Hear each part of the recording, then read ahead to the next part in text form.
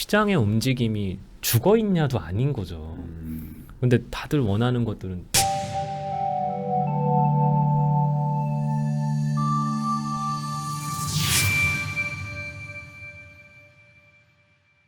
안녕하세요. 당신이 부자 되는 그날까지 응원하는 부익남입니다. 이번에는 쪽집게 전망으로 유명하신 분을 모셨습니다.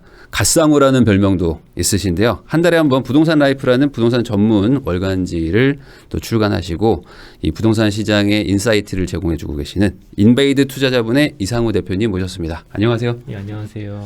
저희 채널에 또 오랜만에 나와주셨는데 아까 그 소개는 너무 과한 것 같아요. 언제 들어도 이상해. 갓상우. 근데 이건 뭐 시장의 평가 아닙니까? 아니에요. 그 한국경제 모 네. 기자님이 만든 거예요. 아, 그래요? 그 전 모 기자님. 약간 요즘 좀. 네. 근데 이제 또 사실 뭐 이렇게 욕을 먹으면서도 항상 꿋꿋하게 상승을 얘기를 하셨는데 또 맞았잖아요, 그동안. 운이 좋았죠.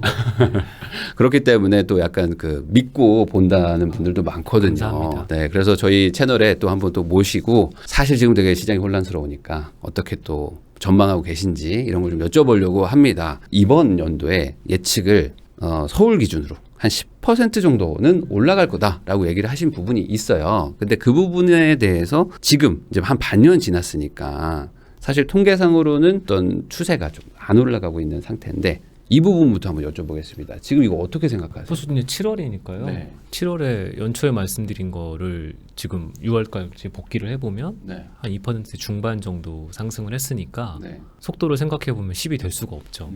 그래서 10은 될 수 없겠구나. 네. 근데 제가 생각했던 추세는 비슷할 것 같아요. 네. 아까 그 전체적인 10%까지 가려면 막 하반기 때 초폭등을 해야 되니까 그럴 네. 수는 없는데 작년 말에 생각했던 올해 이런 속도로 갈 것 같아요. 한 10% 정도 오를 것 같아요. 네.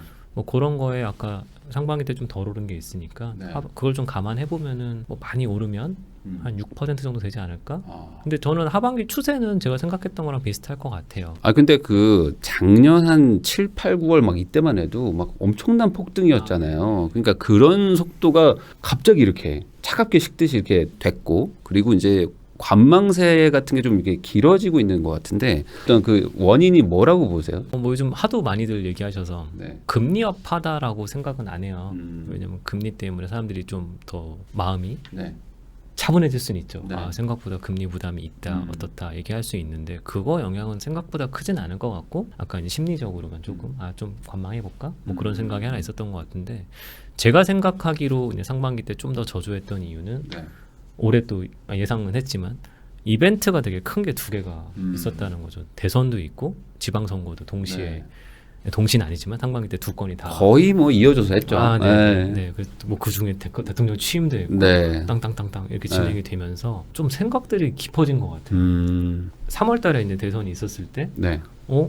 결과가 나왔을 때 다들 생각들은 다 사람마다 다 달랐지만, 네. 그 결과를 봤을 때 앞으로 어떻게 되겠구나에 대한 그 불확실성, 모르겠다. 왜냐하면 여전히 그 의회 구성은 똑같으니까. 네. 이게 뭐가 될까? 뭐가 될까? 뭐 계속 뭐 인수위원회든 뭐든 얘기 나오는 거 들어보는 거랑 네. 또 반대하는 얘기랑 이걸 계속 듣다 보면 진짜 될까? 음. 그 생각으로 이제 5월 달까지 온 것 같고 네. 취임 언저리에 또 세 가지를 탁 주면서 이제 양도세 부분이 뭔가 좀 풀렸잖아요. 네. 뭔가 하나? 네. 그 6월 달에 이제 그 지방선거 있었고 그 다음에 또 6월 말에 대책이 쭉 하나 나왔는데 나왔죠. 규제 지역의 해제가 네. 이런 것들을 시그널을 3월 달부터 얘기는 듣긴 들었는데 네. 천천히 나오니까 네.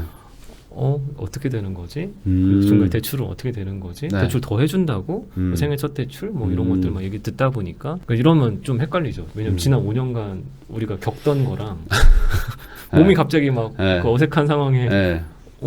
이렇게 네. 되는 지난 5년간에는 약간 그 매를 든 선생님이었는데 이번에 약간 매를 좀 내려놓은 것 같기도 하고 약간 매를 얇은 거 잡은 것 같기도 하고 막 애매하다. 매 사랑이라고 써있는 것 같아요. 사랑의 매. 그래서 네. 느낌은 좀 다른데 그러면 이제 사람이 좀 적응하는 시간도 좀 복잡하다는 필요하잖아요. 생각을. 그래서 저는 사실 안 그럴 거라고 처음에 봤어요. 사람들이 네. 똑똑하니까 그리고 지난 5년간 하드 트레이닝이 돼 있어서 빡빡빡빡빡 하겠지라고 생각을 했었는데 그게 약간 좀 시간이 걸리지 않았나? 뭐 그렇게 생각하고 있고요. 네. 속도감이 떨어졌다고 본다면 그게 제일 크지 않았을까? 네. 그게 하나가 있고요. 두 번째는 또 이제 사람들을 헷갈리게 했던 임대차 3법 네. 영향으로 이제 갱신권 물량이 네. 오고 안 오고 네. 그거에 거의 시장의 대세로는 전세가 이만큼 오른다였던 것 같은데 네. 작년부터 사실 곰곰이 생각했었던 게 그거였거든요. 그래서 제가 안 오를 수도 있어요라고 제가 나가서 몇 번 말한 적이 있어요. 왜냐하면 정부가 또 뭔가를 걸 수도 있고 월세가 오를 수도 있고 네. 근데 최근에 이제 월세가 좀 많이 오르는 상황들이 나타나니까 네. 그러니까 이제 언론만 주로 듣다 보면 전세값 안 올라요 이런 얘기 들었으면 뭐 안 네. 오르나 보다 네. 이렇게 될 수 있는 거죠. 그래서 그런 게 또 판단에 영향을 미치는 거죠. 음. 그래서 그런 것들을 듣다 보면 사람들이 마음이 되게 차분해지는 마음이 차분해지면 행동도 같이 차분해지죠. 그래서 그런 것들이 상반기 때 상황 아니었을까라고 생각을 네. 하고요. 근데 뭐 이제 슬슬 또 휴가 계획 다 잡으셨으니까 이제 네. 휴가 갔다 오셔서 8월 한 중순 이때로 좀 봐야 될 타이밍 아닌가라고 생각은 돼요. 아, 그러면은 아까 말씀하신 게 지금 하반기의 어떤 추세라는 거는 뭐 그러니까 상반기가 생각보다 이렇게 추세가 상승이 아니었기 때문에 이제 하반기엔 다시 좀 추세가 상승으로 전환된다는 네, 식으로 그럴- 얘기를 하신 거잖아요. 뭐 사실 계속 상승이긴 했어요. 근데 뭐 이게 숫자가 좀 낮은 상승률이어서 그렇지 1, 2, 3월이 되게 좀 높은 편이었고 4월이 낮았고 이제 6월달 다시 이렇게 올라오고 있는데 네.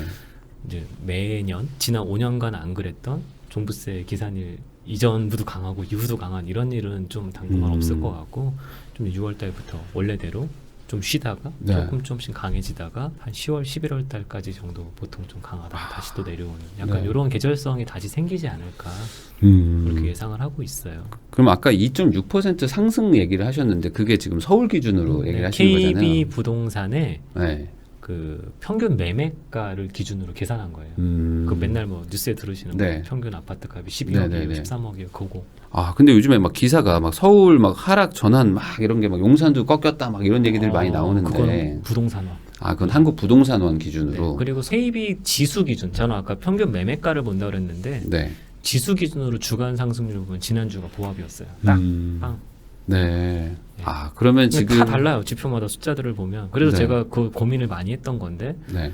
뭘로 보는 게 맞을까라는 생각을 지난 10년간 하다가 저는 그냥 평균 매매가 가지고 계산을 하겠다를 저 혼자 네. 정한 거예요. 저는 이게 맞는 것 같다. 평균 생각이 매매가를 기준으로. 네, 저는 평균 매매가만 봐요. 계속 그걸로만 말씀드리고 있고 네. 다른 분들은 다른 얘기 하시는 거예요. 그래서 서로 다른 얘기를 하고 있는 거기 때문에 네. 서로 뭐 누군 맞고 누군 틀리다 얘기할 건 없는데 아무튼 저는 계속 그걸 기준으로 말씀드렸었고 내 상반기는 조금 저조했다. 하긴 이게 뭐 주식처럼 뭐 종합 주가 지수 이렇게 딱 있으면 뭐 모르겠는데 사실 그런 게 아니고 계산하는 것도 좀 다르니까. 네, 사실 그런 게 하나 있으면 좋겠어요. 뭔가 지수가 있어서. 네. 그걸 어쨌든 정부는 부동산 원을 기준으로 하고 있는 네. 거고. 그걸 기준으로 조정 대상 지역이나 네. 규제 지역 해제도 다 그 기준으로 나오는데 요번에 약간 의외였어요. 어떤 왜냐면 세종이 가장 지수가 안 좋은데 기준을 잡아놓고 그 기준에 해당되는데 왜 여기서 또 고려를 하는지. 네, 그 마지막 정성 평가가 하나 더 네. 들어가서 네. 뭐 결과가 좀 눈에 띄니까 네. 뭐 언젠간 되지 않겠어요, 근데. 제가 여기서 궁금한 게 생기는데 어쨌든 2.6%뭐 상승 아니면 뭐 0% 상승 보합이라는 거는 오르는 데는 오르고 또 내려가는 데는 내려가니까 평균 제로일 거 아닙니까? 맞아요. 그래서 저는 사실 그 지수를 잘 그러니까 주간으로 저도 맨날 해석은 하고 있긴 하지만 크게는 안 보는 이유가 잘 모르겠거든요. 네. 그게 무슨 의미인가? 왜냐하면 네. 아까 그 정성적인 것들이 좀 들어가다 보니까 그게 거래량 지수가 좀 들어간다고 돼 있는데 이게 최근의 흐름을 보면은 사람들이 원하는 것들이 너무 명쾌하게 나와 있거든요. 예를 들면 뭐 초대형이라거나 네. 초고가라거나. 네. 근데 그런 것들이 거래량이 많을 수는 없잖아요. 그렇죠. 근데 그게 항상 이제 논쟁의 시작이에요. 음. 그 건수 몇 개 안 되는 게 과연 시장을 대표할 수 있느냐. 네. 근데 그렇게 돼버리면 거래량 지수를 세게 넣어버리면 거래량이 빠지니까 아무리 네. 올라도 네, 네, 상승률이 네. 낮게 나올 수밖에 없어서 그럴 수 제가 있죠. 그래서 지수를 별로 안 좋아하는 게 거래량을 넣어버리면 다 낮게 보일 수 있죠. 거래를 안 시켜버리면 되니까. 근데 저는 그게 지난 5년 전 정부의 패턴이었던 것 같아요. 거래를 안 시켜버리면. 거래가 너무 낮으니까. 네, 지금 거래량 낮은 건 뭐 굳이 설명할 필요도 없으니까. 네. 근데 지금도 뭐 실거래가 매일매일 아침에 출근하자마자 보시는 분도 있다고 그러시던데 네. 신고가 나오는 것들 보면은 좀 놀랄 정도고. 네. 신고가 나오는 동네나 지역들은 네. 막 엄청 올라가고 있어요. 그래서 네. 그런 걸 보면 이게 말씀 아까 좀 전에 네. 하신 것처럼 시장의 움직임이 죽어 있냐도 아닌 거죠. 근데 다들 원하는 것들은 답이 나와 있는 거 같고 그것들은 막 쭉쭉쭉쭉 가는데 그렇게 원하지 않는 약간 좀 덜 원하는 것들은 좀 멈춰 있는 것 같고 그것도 아닌 것 같은 데들은 뭐 진짜 하락하는 데들도 네. 있을 거고 그러니까 지금 지역별로 양극화가 굉장히 심해지는 거예요. 아, 그러면 지금 뭔가 올라간다라고 뭔가 명확하게 보인다는 곳들은 뭐 예를 들어 뭐 어디를 얘기해? 제가 올해 너무 뻔하다고 이제 네. 상승 지역을 말씀드린 것들이었는데 강남 3구 같은 네. 데들 그리고 이제 일기 신도시 같은 데들 그리고 이제 저는 뭐 언급은 사실 지방은 잘 안 하기 때문에 안 하지만 최근에 뭐 많이 오른 데도 뭐 강릉이나 창원이나 뭐 또 저기 안동이나 뭐 네. 제천 네. 그리고 뭐 군산 네. 뭐 많죠. 아, 그러니까 그런 동네들에 있는 분들은 막 상승세가 체감이 되는데 네, 그런데 안 사는 분들이 훨씬 네, 더 많기 네. 때문에 특히 막 수도권에서 약한 데들이 많으니까 네. 아우 생각들이 복잡하죠. 우리 동네는 뭐 안 오르는데 네. 이러는 분들도 많다. 많죠. 그러니까 지금 그래서 이제 되게 시차가 큰 것 같아요. 네. 특히나 강남 3구에서도 네. 토지거래 허가구역인 맞아요. 잠실동은 조금 덜 가고 네. 근데 똑같이 토지거래 허가인데 청담동이나 압구정은 막 압구정은 쭉쭉 막 가고. 그러니까 네. 막상 강남에서 대치동은 좀 덜 가요. 네. 그러니까 네. 지금 이런 것들이 사람들마다 생각을 되게 복잡하게 하는 거죠. 제가 안 그래도 부동산 라이프 얼마 전에 7월로 나왔는데 네. 6월달 거 정리를 하다 보니까 도곡동이 되게 많이 올랐더라고요. 아, 도곡동이. 아니지 거긴 토지거래 허가가 토지거래 아니지. 예. 그 생각도 좀 하면서 봤거든요. 말이 나와서 그런데 토지거래 허가구역이 참 뭐 상대적으로 가격이 안 올라서 저평가라고 생각을 해도 막상 살려는 사람 입장에서는 살 수가 없어요. 돈이 너무 많이 들어가니까. 이건 실거주를 할래도 안 되고 네. 뭐 뭘로도 안 되고 근데도 아까 압구정 막 쭉쭉 가고 이러니까 네. 당황스러운 거죠. 다들 느낌이. 그러면 토지거래 허가를 뭐하러 하나 네. 이런 얘기도 나올 거고. 그러면은 아까 이제 금리 얘기가 잠깐 나왔어가지고 그거 좀 한번 여쭤보겠습니다. 금리가 인상되고 있는 건 사실이니까 금리 인상이라는 게 결국에 뭐 집값에 영향을 준다 안 준다 뭐 여기서 뭐 논란이 있지만 월세는 그래도 금리의 영향을 받지 않나요? 그래서 지금 월세 인상이 막 되고 있고 지금 월세가가 높아진다는 기사들은 공통적으로 나오고 있으니까 그거와 금리의 영향 관계를 좀. 제가 채권 얘기를 살짝 했는데 네. 이게 채권이라는 건 어쨌든 발행할 때 금리가 찍혀 있잖아요. 네. 쿠폰을 이시하는 게. 그 상황에서 금리가 바뀌면 이 채권의 매력도가 올라가고 내려가고가 있으니까 채권 가격이 올라가 내려가고 네. 금리의 반대 방향으로 그 금리가 하락하면은 채권 가격이 올라가고. 그건 뭐 우리 너무 네. 잘 아는 내용이잖아요. 근데 이 임대료라는 거는 이것도 또 아까 우리 좀 전에 나왔던 양극화랑 똑같은데 임대료가 강한 동네가 있잖아요. 네. 수요가 강해서. 근데 아까 금리 인상이 됐을 때 그런 지역의 임대료가 올라갈 가능성이 되게 있죠. 그러니까 네. 결국은 그 뭐라고 그래 쿠폰 레이시 바뀌는 동네들이 네. 생겨버리면 매매가에 네. 오히려 거꾸로 영향을 준다는 거죠. 지금 다들 고정하는 거 임대료가 안 오를 거다예요. 네. 금리가 올라도 임대료는 안 오를 거다. 네. 왜? 경기가 안 좋으니까. 네. 그리고 금리가 올라가면서 신용대출 받으신 분들, 뭐 다른 대출 받으신 분들 씀씀이가 더 힘들어지니까 임대료가 안 오를 거다라고 가정을 하면 그 얘기도 맞을 수 있는데 과연 근데 임대료가 안 올라갈까? 우리 좀 전에도 뭐 임대차 네. 방법 얘기했지만 그것 때문도 있고 네. 그냥 금리가 올라가서도 있고 네. 우리가 대표적으로 오피스텔 같은 거 해보신 분들은 아시잖아요. 금리 대출 많이 받아 산 수익형 상품일수록 대출이 네. 더 많기 때문에 금리가 올라가면 그걸 좀 더 부담이 커지니까 네. 어떻게든 임대료에 좀 녹여야 되는데 임대료에 녹여지는 동네가 있고, 있고 아닌 동네가 있다. 있다 보니까 수익형 부동산 하시는 분들도 체감 온도가 네. 너무 다른 거죠. 그러니까 그게 참 어려워서 다들 이제 생각들이 너무 많아지는 거죠. 그러니까 공실이 없는 동네 입장에서야 내가 금리가 올라가서 이자 내는 것만큼 당연히 임차인한테도 받고 싶어 하는데 그런 동네가 아닌 동네는 네네네. 뭐 그냥 주인이 떠안는 거고. 그렇죠. 아. 그러면 수익률이 낮아지는 네. 거고 수익률이 낮아지니까 매매가도 영향을 받을 수밖에 없고 하는 거죠. 그래서 네. 그런 수익형 부동산일수록 더 투자가 어려운 게 네. 그냥 겉에 보이는 표면 수익률 가지고 사는 게 아니라 이게 수요가 강할지 나쁠지 뭐 그런 것까지 염두에 많이 둬야 되겠죠. 네. 금리 얘기하면 한 3시간 간다고 하셨지만 그래도 짧게라도 한번 여쭤는 봐야 되니까 그래도 금리가 올라가면은 집값도 당연히 떨어진다라는 그 논리가 뭐 일견 틀리진 않을 수 있잖아요. 집 사는 거에 대한 부담이 늘어나는 거는 맞으니까. 저는 한국 시장에서 그동안 아니었던 게 이 말을 조심해서 하는데 이게 우리나라의 주택 구입 패턴은 네. 실제로 들어가 살던 안 살던 일단은 전세를 안고 사는 게 제일 투자금이 적게 들었었기 때문에 네. 그러니까 2년 뒤에 들어가든 아니면 지금 당장 들어갈 생각이 꼭 아니셔도 일단은 2년 뒤에 들어가는 걸 가정하는 게 가장 자금이 조금밖에 안 들었고 이자 비용도 발생을 안 했잖아요. 네. 근데 그러다 보니까 이게 주택 구입에 과연 금리 부담이라는 거는 매수자가 지는 게 아니라 임차인이 지는 상황이었는데 네. 근데 임차인들은 또 정책 금리 같은 것들로 좀 약간 싸게 빌리게 돼 있으니까 금리가 아무리 올라가도 네. 이게 별로 금리 영향이 없었던 상황이었던 거죠. 적어도 주택 아파트는 네네네. 수익형은 다르죠. 전세가 있으니까. 전세가 있으니까. 네. 그래서 제가 요 아파트 얘기할 때 금리 얘기를 항상 할 때마다 막 한숨을 좀 쉬면서 그거 아니잖아요라고 서로 알면서 이 얘기 왜 해요 막 네. 그랬었던 게 전세 시장이 있었던 건데 근데 전세를 자꾸 이렇게 시장에서 없앤다고 하면 저는 네. 없어지지는 않을 것 같아요. 필요한 사람들도 있긴 하니까. 네. 그게 아까 집값에 그다지 영향을 안 줬던 거죠. 그러면은 이렇게 정리하면 되나요? 금리 인상이 집을 매수하는 거에 대해서는 영향이 제한적이다. 전세라는 게 있기 때문에. 다만 금리가 인상되면은 집값이 떨어질 수도 있다라는 불안감을 사람들이 느끼기 때문에 집값이 그것 때문에 뭔가 주춤하거나 내려갈 수 있다. 뭐 그렇게 갖고 있는 분들은 아 이렇게 해서 저렇게 해서 빠질 수 있어. 그러면 매도하고 싶은 분도 있을 거니까 그건 영향이 있지만 매수자 입장에서는 금리가 진짜 비싼 집 사시는 거 아니면 뭐 그렇게 크지는 않다고 봐요. 직접적이기보다는 약간 간접적인 간접적인 한두 쿠션 넘어서의 네. 느낌이기 때문에 어쨌든 주춤할 수 있다는 거는 뭐 맞긴 맞지만 네, 저는 직접적인 관련성은 한국의 아파트 시장에는 크진 않다고 봐요. 오피스텔은 영향을 줄 수 있죠. 네, 뭐 월세나 수익형 위주의 것들은 당연히 금리가 직격탄을 줄 수 있으니까. 근데 거꾸로 이제 수익형 부동산도 마찬가지인 게 네. 금리가 오르니까 네. 건축비가 올라요. 아, 맞아요. 이거 되게 곤란한 얘기인데 네. 요즘 시행하시는 분들 네. 되게 힘들어요. 맞아. 시행 금리가 막 네. PF 대출 금리가 너무 높아요. 그러면 집을 못 짓잖아요. 네. 요즘 다 그 고민하시더라고요. 대출도 대출도 안 될 뿐더러 금리가 너무 높아서 네. 그러면 과연 이 사업을 시작하는 단계에서부터 할 수 있느냐. 그럼 또 중기적으로는 공급에 영향을 주죠.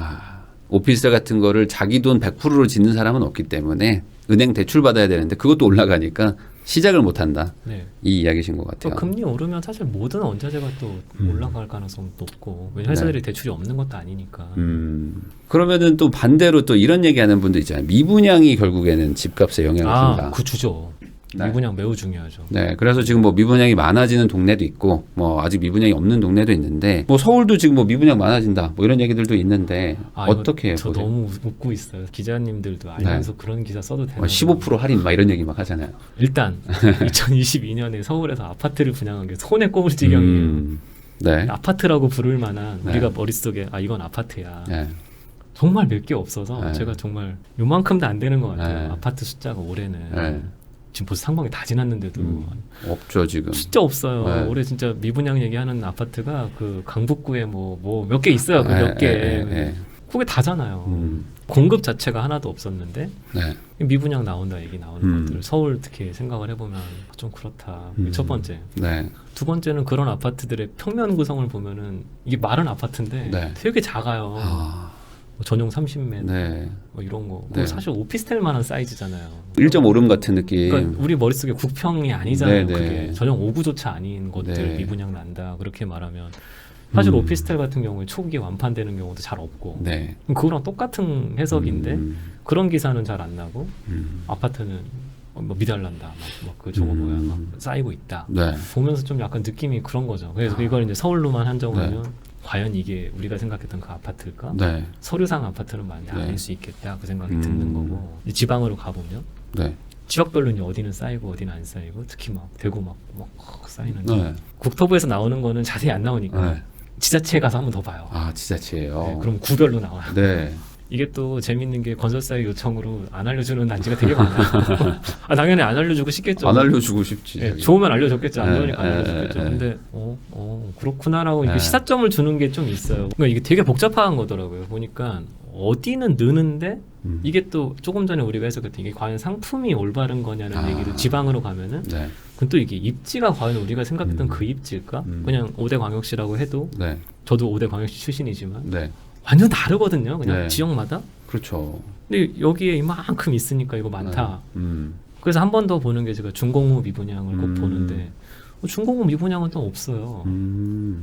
이렇게 참 곤란하죠. 네. 그러니까 아니 미분양이 쌓이면 사람들이 준공은 미분양도 앞으로 쭉 늘어날 거니까 여기는 막 조만간 막 늘어날 거야 돼야 되는데 그것도 아니더라. 아까 양극화 또 미분양 시장도 양극화 거죠.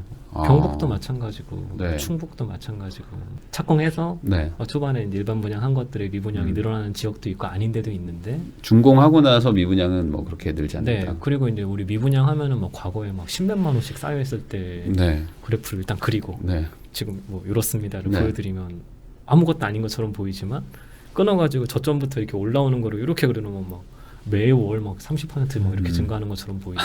큰일 났다. 그렇긴 하죠. 뭐 지금 서울 50% 미분양 증가했는데 뭐 알고 보니까 없었으니까 300이 600 된 거예요. 막 네, 이런 그렇죠. 거잖아요. 네. 이게 이제 글 쓰는 사람이 조심해야 되는 포인트인데 말하는 사람들이 과도하게 보이게 만들려면 끝도 없이 과도하게 만들 수 있고 거꾸로 이제 안정감을 주려고 말을 하면 또 끝도 없이 줄 수 있는데 저건 약간 의도가 들어있는 거잖아요. 그래서 그 의도를 약간 걷어냈으면 좋겠어요. 들으시는 분들도 딱 네. 듣자마자 야 2배 늘었대, 막 3배 늘었대 하지 마시고 절대적인 그냥 한번 숫자를 보면 좀 좋겠네요. 퍼센트나 뭐 몇 배 이런 거보다는 좀 절대적인 숫자를 좀. 바닥 한번 깔면 그 다음에 쉽죠. 미분양은 큰 걱정 안 하고 있어요. 그래요. 너무 낮아요 레벨이. 그럼 지금 말하는 어떤 뭐 대도시도 막 지금 기사가 막 쏟아지고 있는 곳도 뭐 예를 들면 크게 대구만 뭐, 쏟아지는데 저도 자주 말했거든요. 네. 혹시 뭐 이렇게 여지가 있으신 분들은 한번 생각 좀 해보시라고. 근데 막 그냥 다 보라는 게 아니라 그 중에서도 되게 괜찮은 곳들이 많으니까. 그냥 뭔가 그냥 도매급으로 그냥 같이 쓸려 들어간 괜찮은 애들이 있을 수 있다. 그러니까 분위기가 안 좋고 또 네. 미분양이 쌓이는 지역들의 특징은 그럼 그냥 가서 사도 되잖아요. 네. 청약통장 안 써도 되잖아요. 그러면 누가 청약을 또 하겠어요. 그러니까 악순환인 거죠. 그런 동네들의 초기 분양 결과들이 좋아질 수가 없는데 네. 근데도 막 종종 그런 지역에서도 미분양 막 쌓이는 동네에서도 1대1이 넘어가는 네. 그런 굉장히 강한 거잖아요. 그건 또 뭔 의미일까? 근데 보면 상품성이 다르죠. 그렇겠죠. 결국에 청약도 그냥 아무거나 넣는 게 아니고 따져보고 넣으시기 때문에. 그거 정말 생각해 보셔야 되는데 뭐 옛날처럼 다 넣으면 막 다 피붙고 이건 아니잖아요. 사실 그게 더 이상한 거죠. 그렇죠. 과거가 좀 이상했었다. 지금 금리가 직접적으로 영향을 주는 분들 중에는 집을 이미 샀어요. 사고 나서 이제 금리가 올라가면 힘들다. 그래서 소위 말하는 뭐 영끌했는데 뭐 힘들다고 하는 기사 분들 많이 있잖아요. 나오더라고요. 엄청 많이 나오잖아요, 요즘에. 네. 그럼 이거에 대해서는 어떻게 생각을 하죠? 이미 산 분들. 뭐 갖고 계시냐에 따라 되게 다를 텐데. 네. 저도 종종 지인들을 통해서 막 문의들이 와요. 그러면 근데 그거 왜 샀어요? 이렇게 생각되는 것들이 종종 있거든요. 네. 근데 그런 게 아니라면 생각보다 매력 있는 동네들 같으면은 저는 지금 바라보는 포인트가 계속 똑같기 때문에 네. 약간의 부담이 증가할 수 있는데 얼만큼 부담이신지는 다 개별적으로 다르실 거기 때문에 네. 말씀드릴 수는 없지만 네. 이것도 또 혼날 수 있는 얘기지만 약간 저축의 개념이 들어가면 좋지 않을까. 저축의 개념이요? 그러니까 이자 비용이 증가한 부분들이 네. 결국은 자산 가격 상승에 대해서 약간은 정기예금 드는 거 정도? 주머니에선 사라져 있는데 네. 뭐 약간 그런 정도의 지출, 저축이라는 게 약간 미래 소비를 위한 네, 거잖아요. 그래서 그 정도로 좀 반응하시면 어떨까? 그러니까 집값이 상승할 수 있다면 금리가 인상되는 건 어찌 보면은 저축의 개념이다. 일종의 비용 단기 비용 증가 정도 아닐까라고 생각을 하는 건데 사람마다 처한 상황이 다르니까 이걸 그냥 이렇게 말씀드리면 저도 이렇게 되게 공감 능력이 떨어지는 건데 약간 그 정도 생각하시면 좋을 것 같아요. 지금 뭐 만약에 한 달에 뭐 2,300만 원 쓰시는데 20만 원 더 이자 다 나온다 그러면 증가했구나. 이렇게 좀 생각하시면 물론 아까 물건에 따라 달라요. 영 이상한 거 갖고 입으신 분들은 생각이 많아져야죠. 그럼 이상한 거와 좀 괜찮은 거의 어떤 가장 큰 차이는 뭐 어떤 실거주를 하고 싶어서 산 집 같은 거라고 봐야 될까요? 뭐 어떻게 봐야 될까요? 그건 마음속에 있다고 생각해요. 내가 살아볼 만하다고 생각한 거면 안 그러셔도 되는데 그냥 말 그대로 누가 막 뭐 사라고 해서 막 등 떠밀려서 내가 전혀 살 동네가 아니고 아니고 뭐 이거 하면 돈 된대요. 근데 그런 것들이 돈이 안 되는 경우들이 많잖아요. 그런 거면 좀 생각이 깊어져야죠. 그러니까 막 작년에 막 올라갈 때 집 없는 무주택자 입장에서는 명의가 요즘에 재산이다 하면서 막 무주택이니까 샀던 것들. 그게 아까 대표적으로 분양권 것들이 그런 게 많은데 이거가 왜 이렇게 분양률이 높게 나올까? 그런 것들이 종종 있었거든요. 네네네. 그런 것들. 실거주용이라기보다는 조금 어쨌든 좀 투자성인 것들 그런 것들 투자성일수록 저는 더 실거주성을 더 염두에 둬야 된다 생각해요. 그 어떤 의미로? 제가 옛날부터 많이들 얘기들 드렸었는데 내가 거기 가서 살아볼 살 수 있을까라는 생각이 좀 들면 좋은 결정인데 네. 꼭 그런 분들이 있거든요. 나는 여기 절대 못 사는데 네. 남은 살아줬으면. 되게 이기적인 네. 마음이잖아요. 그래서 그거가 사실 마음속에 다 있었다고 생각해요. 네. 그게 아까 지금 약간 마음에 걸리신다면 네. 판단을 좀 잘하실 필요가 있죠. 그러면 지금 이미 가지고 계신 지가 한 2, 3년 됐고 그리고 이제 어느 정도 뭐 실거주도 만약에 채웠다고 해서 세금도 안 나가요.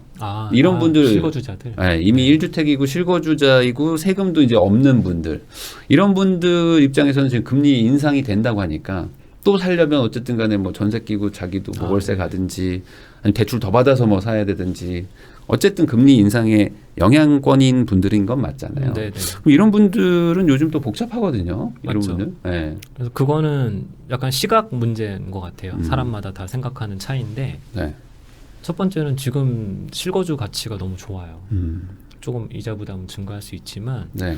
내가 만약에 이거를 정리해서 뭐 주거지를 바꿔가지고 그 네. 나타나는 그 변화에서 오는 또 그 불편함과 그런 것들이 지금 삶의 편리함을 이렇게 충족이 안 되면 네. 결국은 비용을 좀 더 쓰는 게 맞는 것 같고 두 번째는 아까 지금 실거주 가치가 안 좋은데 그래도 어쨌든 지난 몇 년간 사가지고 양도세도 좀 네. 약간 수익도 나고 그러신 분들은 좀 좋은 결정할 필요가 있죠. 사실 제가 올해 2022년도에 가장 좀 특히 서울시장 같은 경우에 네. 중요하게 봤던 포인트가 갈아타기였거든요. 네.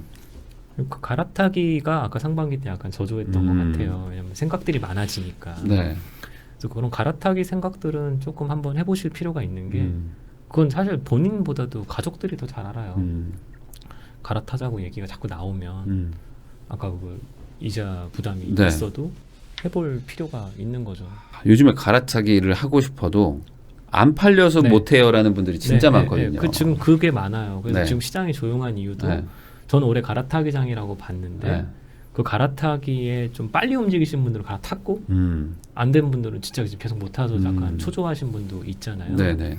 근데 그것들을 지금 약간 정부는 사실 거기를 약간 도와줘야죠. 왜냐면 진짜 그분들은 실거주로 갈아타고 싶은데 네. 여기가 안 도우면 아무도 못 갈아타는 그 슬픈 상황이잖아요. 다 그냥 길이 그냥 꽉 막혀 있는 상태인데 뭐 차가 몇 대 빠져야지 이제 자리가 나잖아요.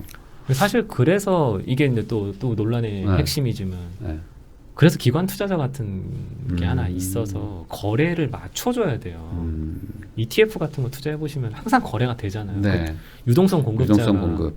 그러니까 주택 시장의 유동성 공급자는 필요해요.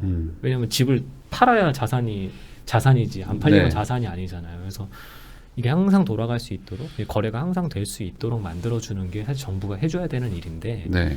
지난 5년간은 뭐 다주택자는 완전 막 악의 축 그 유동성을 다주택자가 공급을 했었던 거잖아요. 어찌 네, 보면 네. 민간에서. 왜냐하면 우리는 그거를 기업형으로 하는 거에 대해서는 반발이 더 심하잖아요. 네. 예를 들면 뭐 부익남 법인이 27만 채 갖고 있으면 네. 뭐 이건 뭐 뉴스에 우리나라는 조리돌림 될 거 아니에요. 뭐 그래서 500채 가지고 있다 그러면 막 거의 뭐 이거는 대부분 안 구속시켜야 됩니다. 대부분 안 팔려서 갖고 있는 건데 빌라 업자들 다 갖고 계신 건데 네. 그러니까 그런 게 하나 필요하죠. 네. 그래서 유동성 공급자가 좀 생겼으면 좋겠다. 그래야 사실은 아까 실수요 1주택자들도 좋아요. 그래야 팔 거 아니에요. 네. 그래서 지금 임대차 뭐 보완하라 뭐 얘기 나오고 사실 지금 당장 나올 것 같지 않지만 네.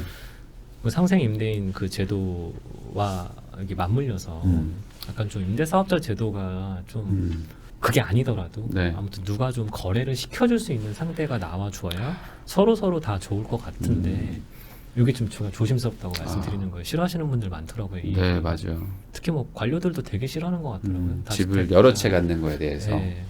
근데 그게 거꾸로 시장에 가장 필요한 걸 거예요. 예전에 박근혜 정부 때 거래 잘 됐던 거 생각해 보면 네. 그게 다 뭘 갖고 왔느냐. 근데 그때 막상 집값 별로 안 올랐거든요. 그러니까 거래가 되는 장이 중요해요. 저는 오르고 내리고 이게 중요한 게 아니라 시장이 네. 언제나 좀 거래가 돼야 될 때 되는 시장으로.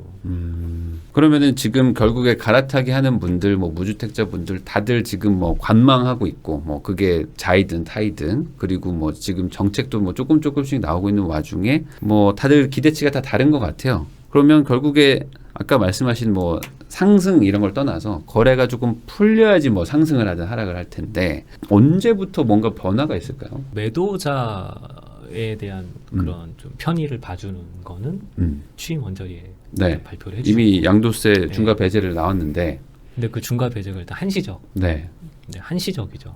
그래서 약간 이게 MB 정부의 느낌이 나요. 음. MB 정부 때 맨날 한시적이어서 네. 매년 연장됐는데 네. 이러면 사람이 또 네. 심각해지죠. 연장될 거라고 생각하는 분들도 있어요 지금. 네, 네. 그러니까 이게 그럼 내년에 또 하는 거 아니야? 음. 또 하는 거 아니야? 그럼 내년에 팔지 막 이렇게 될 수 있어서 네. 저는 사실 한시적 제도라는 게 과연 유효한지는 고민이 있어요. 왜냐면 그것도 아까 박근혜 정부 때는 다 폐지였거든요. 네. 이명박 정부 때는 연장이었고 아 연장이었고. 느낌이 되게 다른데 그게 이제 어떻게 될 거냐는 일단 아무튼 나왔으니까 네. 그러면 이제 매수자를 도와줘야죠. 네. 매수자를 도와주는 거는 뭐 돈을 막 주라는 뜻이 아니라 매수하기 쉽게. 그러니까 지금 취득세도 많이 올랐는데 네. 그 부분도 약간 이번에 대책이 이번에 나왔잖아요. 200만 원씩 무조건 깎아준다고. 네, 깎아주고. 근데 사실 별로 크게 뭐 취득세 때문에 사는 분은 뭐 적긴 뭐, 하겠지만. 그 영향은 크진 네. 않지만 아무튼 그거 네. 그리고 좀 약간 돈 모자라신 분들은 뭐 생애 최초 대출. 대출. 네.